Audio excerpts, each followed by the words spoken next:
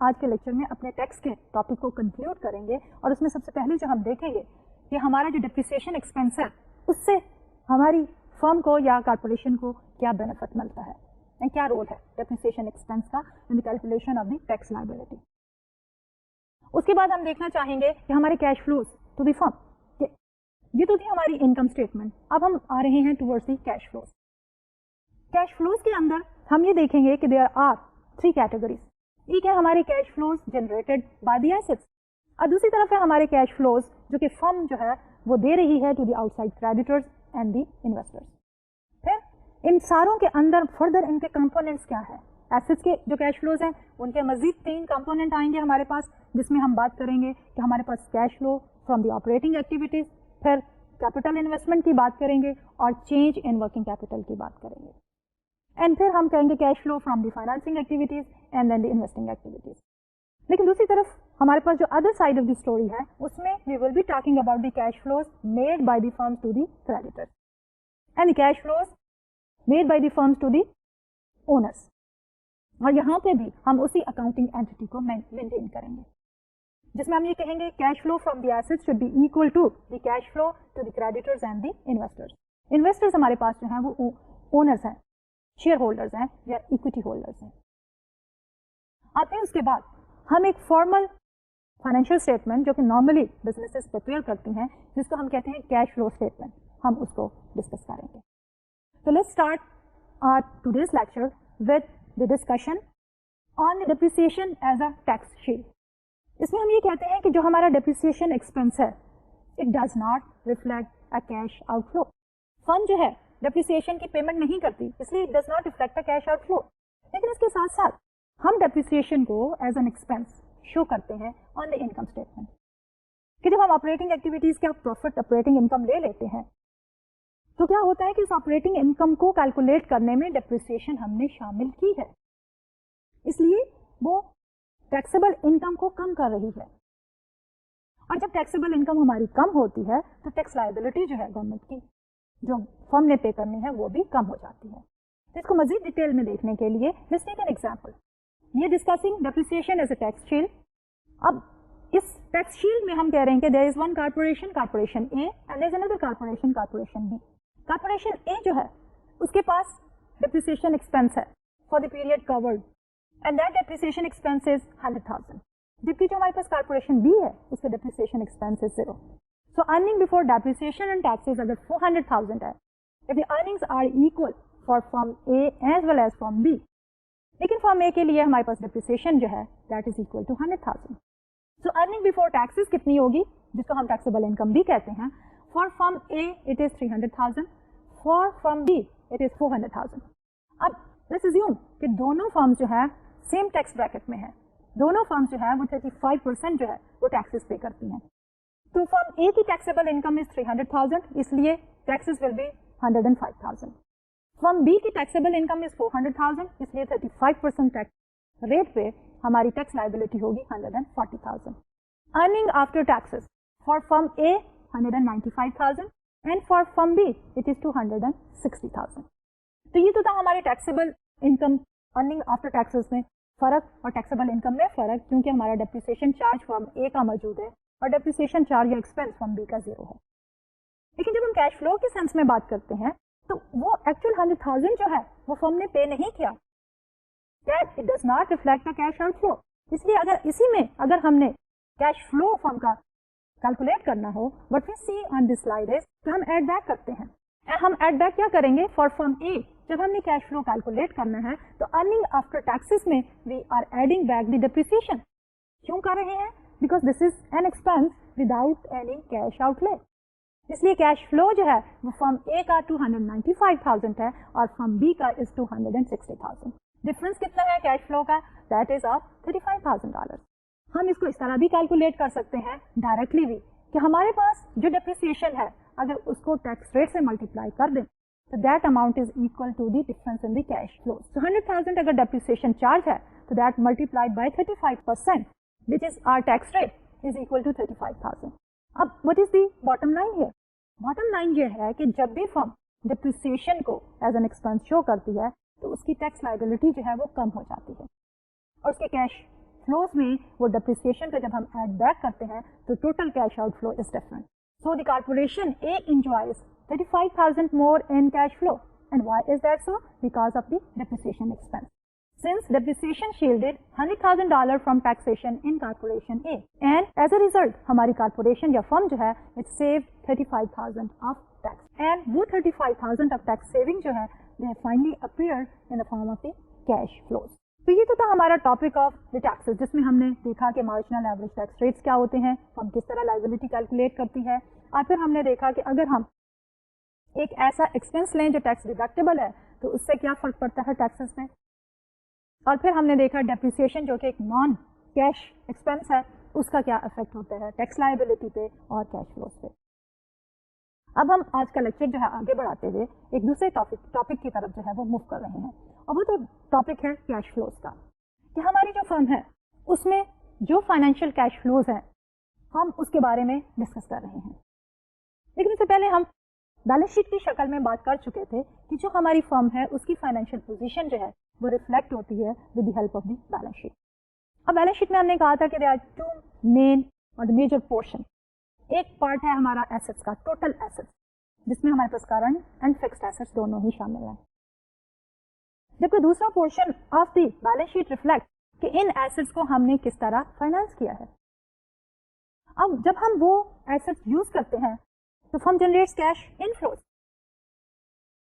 लेकिन जब हमने दूसरी तरफ कहा है कि how the assets are financed, उसमें हमने कहा है कि या लोन ले सकते हैं क्रेडिटर्स, जिसमें हमारे पास current liabilities and the long term liabilities शामिल हैं, और साथ साथ हमने कहा था कि हम ओनर्स की कंट्रीब्यूशन, ओनर्स इक्विटी, उससे भी एसेट्स को फाइनेंस करते हैं. और हमारी बैलेंस शीट की एंटिटी, अकाउंटिंग आइडेंटिटी जो है, that was total asset should be equal to the liabilities, total liabilities plus the owner's equity. अब कैश फ्लो की टर्म्स में जब हम बात करते हैं कि cash flows which are generated by the firm by using the assets, वो हमारे पास है कैश इनफ्लोज. दूसरी तरफ जब हम बात करते हैं कि payments made to the creditors and the owners या any change in creditors and owners position जो है, that may reflect cash inflow outflow. लेकिन एज एन अकाउंटिंग आइडेंटिटी हमारे पास क्या होना चाहिए, cash flows from assets should be equal to the cash flows to the investors and the owners, creditors. तो इस सिलसिले में हम अपनी डिस्कशन शुरू करते हैं. सबसे पहले cash flow from the assets, यानी हमने तीन मेन कंपोनेंट्स कर दिए हैं कैश फ्लोज के. एक है cash flows from the assets, और दूसरा है हमारे पास cash flows to the creditors, and then तीसरे हैं cash flows to the investors. By the way, ये हमारे जो इन्वेस्टर्स हैं, they are the owners, they are the stock holders, they are the equity holders. अब हमारे ये जो कैश फ्लोज है, जिसको हम कहते हैं कैश फ्लोज फ्रॉम एसेट्स, इनके मजीद कैटेगराइजेशन जो है हम कर सकते हैं. उनकी जो तीन मेजर कैटेगरीज हैं, we have reflected them on this slide. वो कंपोनेंट्स है हमारे पास operating cash flow, capital spending and change in net working capital. जब हम बात करते हैं ऑपरेटिंग कैश फ्लो की, तो we are focusing basically on the operations. This refers to a cash flow that results from the firm's day-to-day activities of producing and selling. लेकिन इस day-to-day activities में क्या होता है कि जब हम प्रोड्यूस कर रहे होते हैं तो एक्सपेंडिचर्स होते हैं, जब हम सेल कर रहे होते हैं तो हमारे पास रेवेन्यूज होते हैं. लेकिन इन कैश फ्लोज के अंदर हम जो फाइनेंसिंग एक्टिविटीज का है, यानी जो इंटरेस्ट वाला पार्ट है जो हम क्रेडिटर्स को पे करते हैं, we do not include that in our operating cash flows. और अगर हमने ऑपरेटिंग कैश फ्लोज को कैलकुलेट करना हो by using the income statement, तो हम क्या करेंगे सबसे पहले रेवेन्यूज माइनस द कॉस्ट. अब रेवेन्यूज और कॉस्ट जो है वो हमें क्या देगी, एक ऐसी फिगर जिसको हम कह सकते हैं कि ये ऑपरेटिंग कैश फ्लो है, लेकिन उसमें कुछ क्वालिफिकेशंस हैं. एक तो ये है कि उसमें हम टैक्सेस जो कि हमने गवर्नमेंट को पे किए हैं उनको भी डिडक्ट करेंगे, लेकिन उसमें हम डेप्रिसिएशन शामिल नहीं करेंगे as a cash outflow. Why we are not including the depreciation as a cash outflow? पहले भी हमने 3-4 दफा इस बात को डिस्कस किया है कि डेप्रिसिएशन जो है that is a charge, that is an expense, लेकिन उसके लिए फर्म जो है कोई कैश पेमेंट नहीं करती to any outside agency.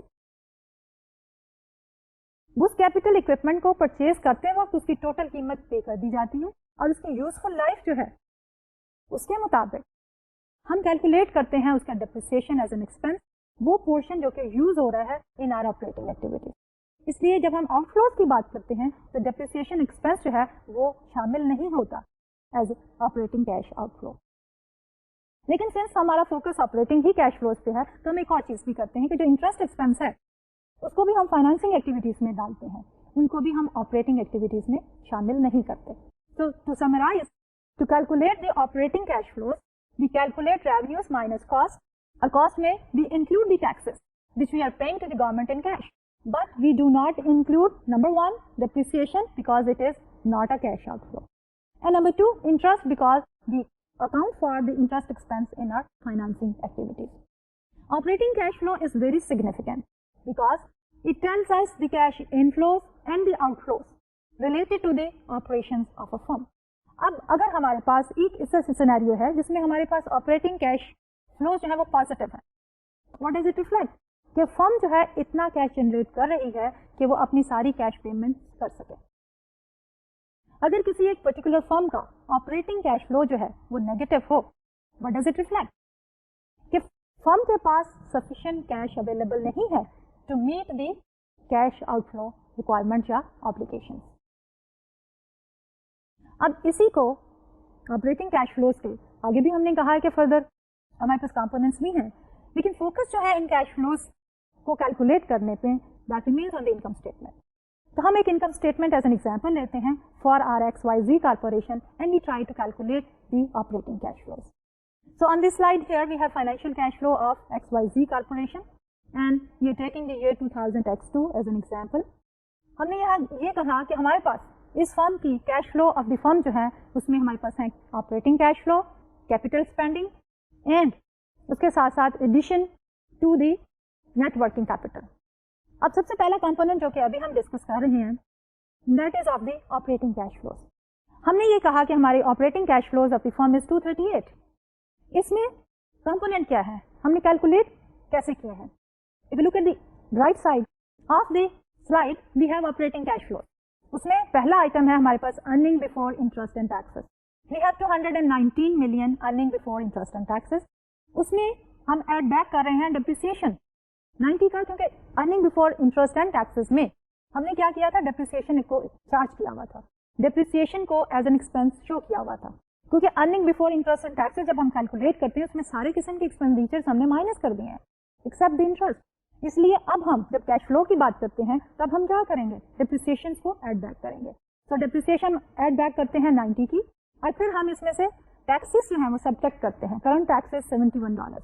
Operating cash flows آ گئے ہمارے پاس 238 ملین. اب اس کے بعد ہم بات کرتے ہیں دوسرے کمپوننٹ کی. یہ تو تھا پہلا کمپوننٹ وچ از دی آپریٹنگ کیش فلو, اور جو ہمارا دوسرا کمپوننٹ ہے that is the capital spending. اور کیپیٹل اسپینڈنگ میں ہم کیا کرتے ہیں کہ جیسے کہ پہلے کہا ہم نے کہ انکم اسٹیٹمنٹ میں جب ہمارے پاس earning after interest and taxes جو کہ باٹم لائن ہے, net income which is available to the firm for use, تو اس میں سے کچھ پورشن جو فرم ہے وہ ہمارے اسٹاک ہولڈرز کو ڈیویڈنڈ کی شکل میں پے کر دیتی ہے, اور کچھ پورشن جو ہے وہ ریٹین کر لیتی ہے, اور وہ پورشن جو ہے وہ یوز ہوتا ہے on the purchase of capital equipment, اور اس کو ہم کہتے ہیں کیپیٹل اسپینڈنگ. کہ for future growth of the firm کیا کرتی ہے, ارننگ کا کچھ حصہ جو ہے وہ اسپینڈ کرتی ہے the purchase of the capital assets. تو جب وہ اسپینڈ کرتی ہے وہ حصہ تو that represents a cash out flow.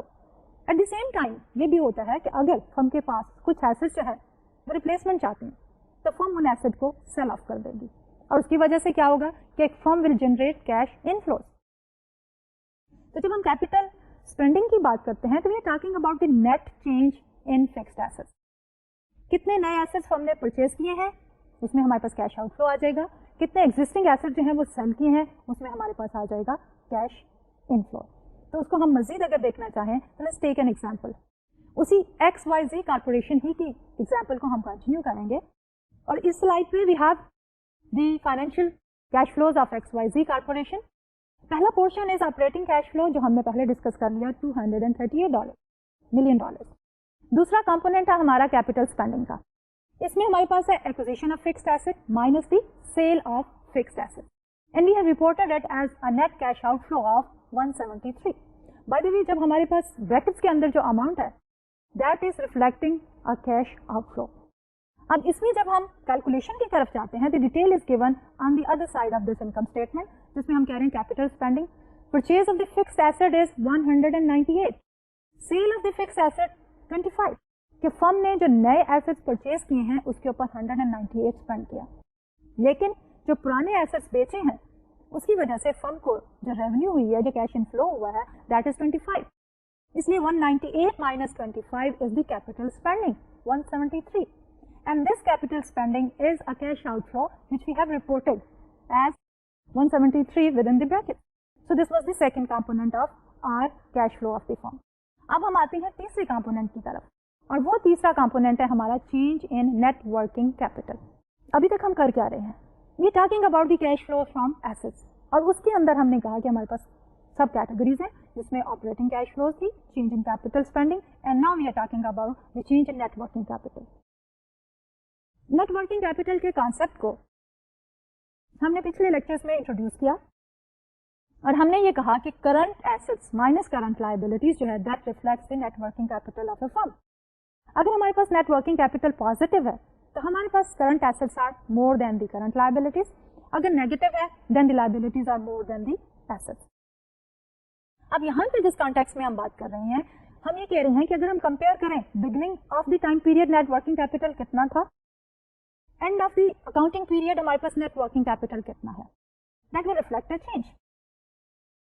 और अगर हमारा नेट वर्किंग कैपिटल जो है वो बढ़ गया है तो उसको हम किस तरह कैश फ्लो फ्रॉम स्टेटमेंट में ट्रीट करेंगे, और अगर वो कम हो गया है तो उसकी ट्रीटमेंट क्या होगी.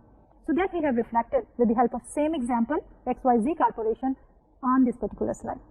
तो इसमें हम कह रहे हैं कि addition to the net working capital जो है that is 23, which means कि हम net working capital में एक increase दिखा रहे हैं, और उसकी जो calculations हैं वो हमने दूसरी साइड ऑफ द स्लाइड जो है उस पर रिफ्लेक्ट किए हैं. If you try to recall कि जब हम net working capital की calculations को डिस्कस कर रहे थे, हमारे पास एग्जाम्पल इसी XYZ Corporation की थी, और उसमें हमने देखा था हमारा net working capital in year 2000 X1 and net working capital in year 2000 X2, और वहां में हमारे पास जो फिगर थी उसमें था net working capital Guru to 275 million in 2000 X2, where as 2000 X1 में हमारे पास नेट वर्किंग कैपिटल था $252 million. So there is an increase in our net working capital and that is of 23. अब इसमें हम ये कह रहे हैं कि जब हम इंक्रीज रिफ्लेक्ट कर रहे हैं $23 मिलियन की, तो हमारे नेट वर्किंग कैपिटल इससे बढ़ गया, यानी करंट एसेट जो है वो करंट लायबिलिटी से ज्यादा हुए, और कितने ज्यादा हुए 23 मिलियन. इसलिए वो जो 23 मिलियन है that basically is reflecting what, कि फर्म ने उनको एक्वायर करने के लिए कुछ कैश आउटफ्लोज किए हैं, कुछ पेमेंट्स किए हैं. इसलिए जब हम नेट वर्किंग कैपिटल में चेंज को रिफ्लेक्ट कर रहे हैं तो we are reflecting it as a negative number 23. So the total cash flow to the firm from assets जो है they are equal to how much? We have 238 operating cash flows and that is the inflow. Capital spending 173 which is a cash outflow, and then addition to the net working capital 23 which is cash outflow. So the total here is equal to 42 million. ये हमारा जो 42 million है that is reflecting the cash flow from the assets. अब इससे पहले हमने ये कहा था कि जब हम बात करते हैं कैश फ्लोज की तो हमारा cash flow from assets should be equal to the cash flows to the investors and the creditors. इसलिए अब हम जाते हैं the other side, and that is the cash flows to the creditors and the investors. Cash flows to the investors and the creditors में हम शुरू करेंगे cash flows to the creditors. Who are the creditors? Creditors वो लोग हैं जिन्होंने loan या funds provide किए हैं टू द फर्म, और जब फर्म ने बोरो किया है तो उस बोरोइंग के ऊपर या लोन के ऊपर फर्म ने क्या करना है, इंटरेस्ट पेमेंट्स भी करनी है. इसलिए जब हम बात कर रहे हैं cash flow to the creditors, तो we are basically talking about the cash outflows to the creditors. उसको मजीद डिटेल में देखने के लिए let's continue with the same example. वही हमारी एग्जांपल XYZ कॉर्पोरेशन की, और उसमें हम देखना चाह रहे हैं cash flows to the creditors. अब किस तरह हम कैलकुलेट करते हैं कि जो हमने इंटरेस्ट पेमेंट की है टू द क्रेडिटर्स, वो उसके साथ साथ अगर हमने कोई नई बोरोइंग कर ली है, कोई नया लोन ले लिया है, तो नया लोन विल रिफ्लेक्ट इनफ्लो और इंटरेस्ट पेमेंट जो है that will reflect the outflow. इस पर्टिकुलर स्लाइड पे we are talking about the lower portion of this financial cash flows. Cash flow of investors in the firm, पहला है उसमें date. ये date is the cash flow to the creditors. उसकी amount हमने लिखी है 36 million. How have we calculated that, वो हमने लिखा है on the other half of the slide. Cash flow to the creditors For this particular firm, interest payments are $49 million. Retirement of the debt, कि एक तो हमने इंटरेस्ट पे किया और दूसरा ये है कि कुछ लोन जो है उसकी प्रिंसिपल अमाउंट भी रीपे कर दी, इसलिए दोनों ही रिफ्लेक्ट करेंगे, इंटरेस्ट पेमेंट्स भी और जो हमने लोन की रीपेमेंट की है एज कैश आउटफ्लो. तो टोटल हमारे पास आया इंटरेस्ट की payment $49 million and retirement of the date is 73. So the total debt servicing which is reflecting an outflow is 122. उसके साथ साथ अब फर्म ने क्या किया है, we are also talking about a scenario जिसमें इस पर्टिकुलर फर्म ने कुछ अमाउंट बोरो भी की है और the amount of the new borrowing जो है that is equal to 86 million. So what we are doing here is 49 million for the interest payment plus retirement of the debt 73, total debt servicing 122 which is reflecting outflow और नया loan जो लिया है वो we are going to subtract. So we have an outflow of 36 million under the head debt. अब उसके बाद हम जाते हैं अगले कैश आउटफ्लो की तरफ और वो ये है cash flows to the investors. अब हमारी इस corporate form of the business organisation में हु आर द इन्वेस्टर्स, हमारे स्टॉक होल्डर्स, हमारे शेयर होल्डर्स, हमारे इक्विटी होल्डर्स. उन्होंने फंड प्रोवाइड किए हैं to the firm to undertake a business activity, लेकिन उसके साथ साथ उनको कुछ पेमेंट जो है वो करनी पड़ती है because they have made investment in the firm. अब वो जो पेमेंट है that is in the form of the dividend.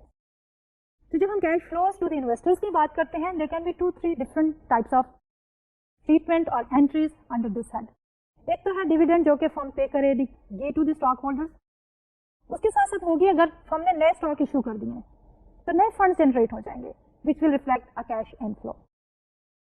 तो अगर फर्म ने लेट्स सपोज कि कुछ पोर्शन ऑफ द शेयर जो कि ऑलरेडी सेल किए हैं उनको नहीं परचेज कर लिया कि शेयर होल्डर्स को पेमेंट कर दी for the purchase of the shares और शेयर कंपनी खुद बाय बैक कर लिए, रीपरचेज कर लिए, तो that again will reflect a cash outflow. तब हम देखते हैं कि हमारी हाइपोथेटिकल कंपनी XYZ कंपनी जो है उसकी हमने कैलकुलेशन जो है वो किस तरह की है. तो इसमें we are talking about the equity portion of the cash flow of investors in the firm. Equity में हम ले रहे हैं dividends plus the repurchase of equity minus the new equity financing और वो अमाउंट हमने कैलकुलेट की है एज $6 million. अब इसकी डिटेल ऑफ द कैलकुलेशन जो है that we have provided on the other side of the slide. So cash flow to the stockholders, हमारे पास dividends कितने हैं? We have the dividends equal to 43 million.